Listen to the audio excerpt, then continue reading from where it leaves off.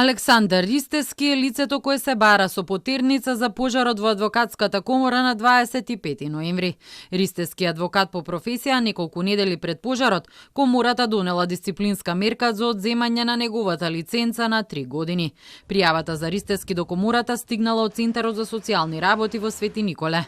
Оттаму се жалеле дека адвокатот во врска со случај што го водел, нападнал службеници на Центарот и упатил закани кон нив. Од комората велат дека службениците биле викнати за сведоци и нивните изјави се документирани пошто дисциплинскиот суд на комората, кој е независно тело, донел одлука за одземање на адвокатската лиценца на Ристевски. Од комората за Телма информираат и дека иако имал право Ристевски не поднел жалба за одлуката на дисциплинскиот суд на комората.